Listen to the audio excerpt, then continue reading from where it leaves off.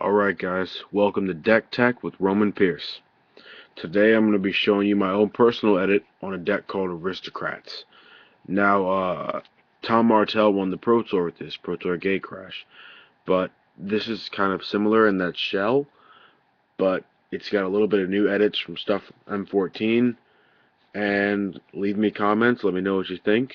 Any advice would be helpful, but this is the list I've decided to stick with for events that are coming up in my area for Star City Games and for FNMs, because I feel like this is a really good deck. So first off, we got our 1-drops. For Doom Traveler, since Aristocrats is really a human-based deck, it's these guys are invaluable because there's so much value. Like, you get rid of one, you block, and you get a 1/1 flying spear token. You feed it to Falkenrath Aristocrat, Cartel Aristocrat, it comes back with another creature. Probably my favorite 1-drop in Standards next, that be Champion of the Parish. Since this is a heavy on human deck, this guy is really, he gets big fast. If you just go human, human, human, human, he just gets super huge to where your opponent can't really deal with him. Next up is my 2-drops, starting with Skirsdag HP. This guy is ridiculous in crazy situations where you sacrifice a creature. I remember I played Junk Aristocrats, a deck by Brad Nelson, and he just goes, turn 1, Doom Traveler, turn 2, Skirsdag High Priest, turn 3, Cartel Aristocrat. At the end of my turn, he goes, Cartel Aristocrat, sacrifice Doom Traveler, tap down Cartel Aristocrat, the Spirit token from Doom Traveler, and Skirsdag High Priest made a 5/5 demon. I had to scoop. I mean, I had no other answer for it, you know what I mean? Next on the list is this guy, who in so many aggro decks has probably saved so many asses. Blood Artist. Now this guy is a staple in a deck like this, because you're constantly sacking creatures. Creatures are constantly dying. Your opponent's going to bleed out, and you're just going to gain life to the point where they can't stop you. Next up on my list of 2-drops, Cartel Aristocrat. This guy is really, really good. Had a breakout at Pro Tour Gate Crash. Hasn't really seen a lot of play since. I like him. I think he's a really good black-white card. He represents the black and white flavor really well. The Orzhov, you know, get rid of, you need to sacrifice yourself to protect me. That's really an Orzhov flavor, and I feel like that's really cool. Next is the M14 tech, Xathrid Necromancer, I believe. Yes, it's Xathrid Necromancer. This guy, incredible card in a human-based deck like this one. He just comes in, and you just get so many tokens out of it. It just helps with your Blood Artist triggers. It helps with your if someone like just mutilates or Supreme Verdict, and you have like that and like 4 other humans on the battlefield, then they're starting out with not as much, and you're starting out with 4 or more zombie tokens, and you're just kind of like, sorry, man. Next, probably what I would call the captain of this deck, Falkenrath Aristocrat. It's in my opinion, it's my favorite 4-drop in Standard. I think Olivia Volderin's a little bit better. I think Huntmaster's right up there with Falkenrath Aristocrat, but I think if Olivia wasn't in Standard, Falkenrath Aristocrat would be the best 4-drop by far, above Hellrider, above Huntmaster of the Fells. I just feel like it's such a good card, and you get so much value out of her, especially in a deck like this, where you have so many humans that playing her is worth it. Next up, my first 5-drop, Blood Baron of Vizkopa. I play this card because it has protection from a lot of the removal spells in the format, besides mizzium mortars. But I mean, you play this guy, and he's either going to give you value. He's a 5-mana 4/4 flying lifelink. I mean, that already is pretty good. That passes the vanilla test like incredibly well. So I think he's pretty good. Next, Obzedat, Ghost Council. Uh, Probably my favorite card from Gatecrash. Um, this guy again, he's a linchpin. He just comes in. Your opponent loses two. You just drain your opponent, and sometimes you can win off of Obzedat triggers because your opponent just has no answers for Obzedat coming back in and leaving at the end step and upkeep. Next, in all of my decks, I'm going to be doing a lot more deck techs, and in all of my decks, you're going to find that I always like removal. Tragic Slip. This card is huge in a deck like this where you're constantly sacrificing creatures. It hits the morbid trigger more often than not, which helps with regenerating creatures or Olivia Valderin, because a lot of removal in the format doesn't have answers for her. Next up, Doomblade. I am so glad these got reprinted. I was tired of having to pay 3 mana to destroy non-black creatures, because that's really all you do with removal spells a lot of the time. Next up, a card that is pretty good in a deck like this with a bunch of 1-drops, and it lets you return stuff back to your hand. Orzhov Charm. Now, this also answers Olivia Valderin. Let's say your opponent wraths, you can just return something back to your hand. Or you could just go Magical Christmas Land here, Evan Erwin term. Mr. Orange guy, go follow him. Him and Brad Nelson make really funny videos. Magical Christmas Land, you have Cartel Aristocrat, a bunch of creatures, and a Blood Artist on the field. Let's say you just go, they wrath. In response, you sack everything but Blood Artist and Cartel Aristocrat, and you Orzhov Charm Blood Artist back to your hand. In response to Cartel Aristocrat dying. So that's a really, really good card.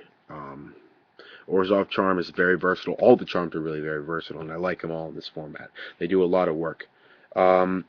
Next, a one of Lingering Souls. I had 2, and I decided that I would rather have 3 one more Xathrid Necromancer instead of a second Lingering Souls.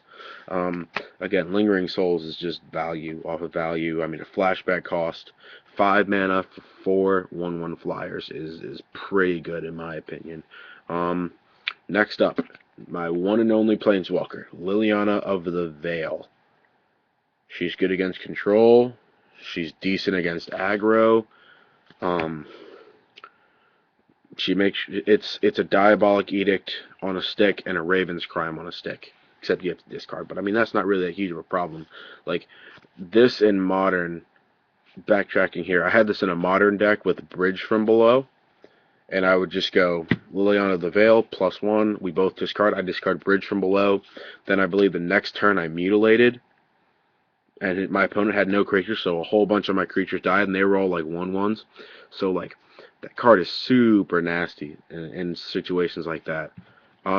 Next up is the land. I have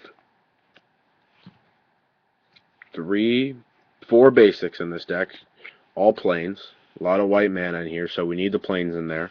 1 Cavern. I was playing 2 instead of a plains, but I found that having 1 Cavern works just fine. You don't really need the second one. Vault of Archangel. This thing is bonkers. Like, I have won games because my opponent's forgotten that was on the field, because it's just so good. Clifftop Retreats. My 1 red-white buddy land in the deck. Or is it enemy land? I don't even know. I don't care.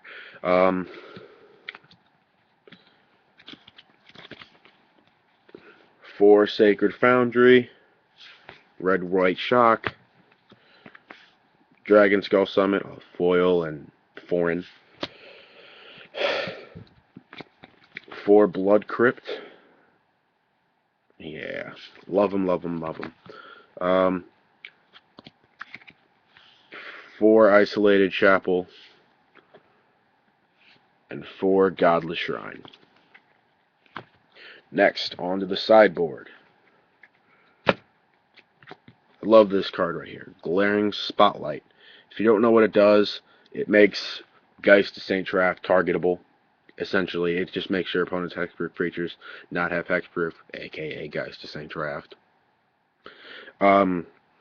You pay 3 mana. A lot of times I found your opponent just forgets that Glaring Spotlight's on the field. So it just gives you an opportunity, like if your opponent has a wall of creatures, and you know for a fact that if you swing out, there's nothing they can do to keep you from winning that game, and they just forget about Glaring Spotlight. You just crack Glaring Spotlight. Bam. Instant game win. Next up on the list is Pithing Needle. Yeah. This guy, aka Planeswalker Hose Down, stops Planeswalker activated abilities. Duress. Just a one of. I'm not too sure. I might swap out Pithing Needle for Duress. But Duress is like a staple in sideboards. 2 Appetite for Brains, so I can get rid of Gore Clan Rampager,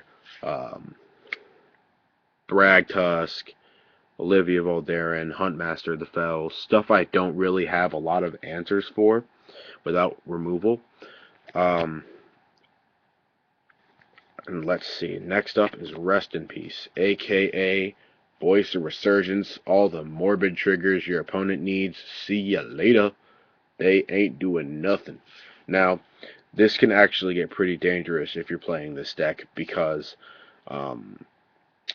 that also means you don't get the bonus from Doom Traveler, and you don't get your Xathrid Necromancer props. So I might actually take this out because it doesn't work very well with the deck, chemistry-wise. Next up, aggro stopper right here. Blind Obedience. Used in Modern a lot to counter eggs. It's a staple. It's really, really good card. I used to run it in a white weenie deck.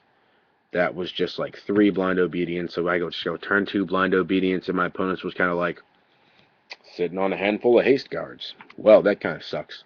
So I found it to be really good, and I like to use it a lot. It also is an extra mana dump at the end of the game, which is always good. Next up is Mortars, aka get rid of that Loxodon Smiter and all them creatures you just played, player.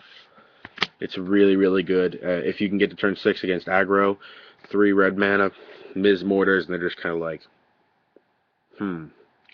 Well, proceeding to scoop phase now. Dreadbore, my favorite removal spell in the format, personally. Red-black, destroy target creature, planeswalker. Simple as that. I think it's better. It's a lot better than Murder, like, by far. Like, if Murder's here, Dreadbore's like, pew, higher than the YouTube screen.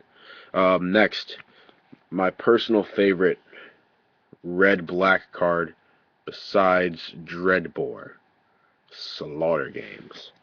This card, ever since I have been using black-red in decks, I have been playing Slaughter Games.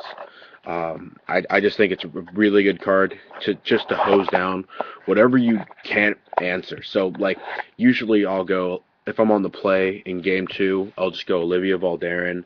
If I'm playing against a Jund deck, I'll try and get Geist to Saint Traft, which is always fun.